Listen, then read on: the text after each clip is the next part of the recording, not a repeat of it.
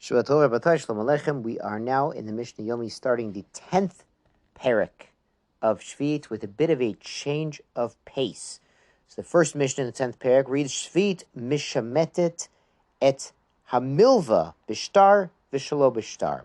Shemitah year cancels out a loan, whether that loan is written in a formal document or without a document, an oral loan. We'll see that Shemitah cancels out at the end of the sabbatical year. The end of this year, all of the loans are canceled.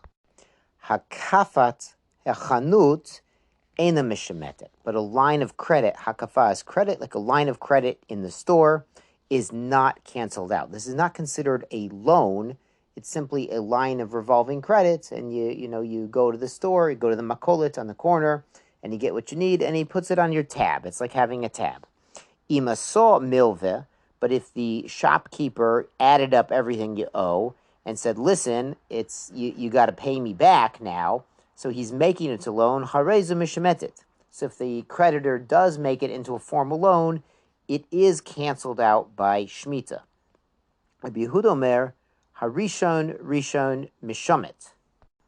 What Rabbi Yehuda is saying is the first purchase the earlier purchase would be canceled out, because every time someone makes a new purchase, the shopkeeper effectively is saying, well, the previous purchase is now due as a loan. So for instance, somebody went in on Monday and made a purchase, so fine, the shopkeeper is extending credit, but someone goes in Friday, Erev Shabbos, and makes another purchase, so what he bought on Monday is now considered due and past due, and it's considered a loan according to Rabbi Yehuda. And if Shemitah then comes, then that previous purchase is going to be canceled out by Shemitah. Mishnah continues, Schar sochir, wages to a worker, eina mishamet. They're not canceled out. You know there's a mitzvah in the Torah to pay your worker, but again, v'im aso milva hareze mishamet. But if somebody added up with what he owes the worker, and the worker says, listen, you owe me the money now, then that's converting it into an oral loan, and the end of the Shemitah year will cancel it out. Rabbi Yossi Omer, kol milacha sheposeket b'shvit mishametet. So he says wages for work that ends in the Shemitah is canceled out. So for instance, if someone hired a contractor to do work on the house, or a worker to produce something for him, and that work is finished during the Shemitah year, but not paid. Once it's finished, it's converted to a loan and it comes due. So then at the end of the Shemitah year, it would become canceled out. Rabbi Yossi continues, She'ena poseket b'shvit, eina mishamedet. If it doesn't stop during Shemitah, it's ongoing work, it's not canceled out. Some of Forshim say Rabbi Yossi is referring to is agricultural work that would violate the rules of Shemitah. For instance, you hired someone to plow your fields, that has to stop during Shemitah. So then if you'd owed him the money for that, it would get canceled out. But work that can continue during Shemitah, it's sort of an ongoing project. It's not due yet. It wouldn't be canceled. The Mishnah base is a really interesting case.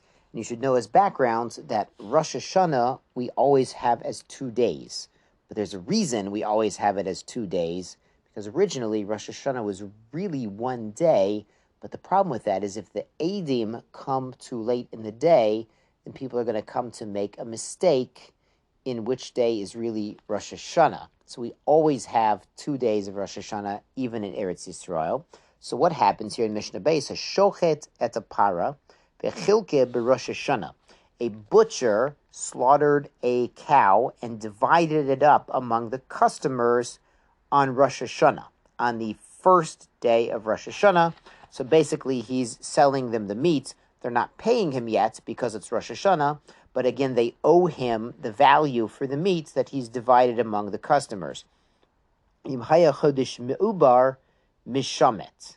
If the chodesh, the last month of the year, meaning Elul, is meubar, which usually means pregnant, here means a full month of 30 days, not merely 29 days, then what happened was he's divided up this meat, effectively sold the meat of this cow on the last day of Elul, and the next day is the first day of Tishrei, even though it's the second day of Rosh Hashanah, so that loan came due, and then the next day, the first day of the 8th year, cancels out that loan.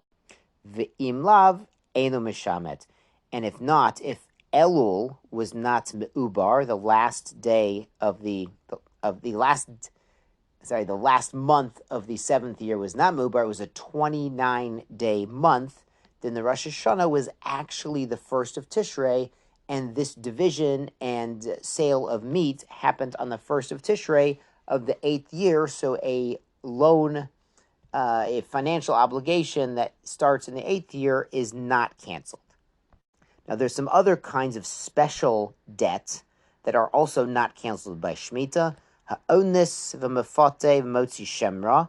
This is if a man violates, God forbid, a woman or seduces her. There are penalties for that, and he can be forced to marry her if the woman agrees to it, to lock him down, if he was, making promises he didn't intend to keep there for marriage. Hamotzi shemra is a man who, after he marries his wife, spreads a rumor that she was not as she claimed to be.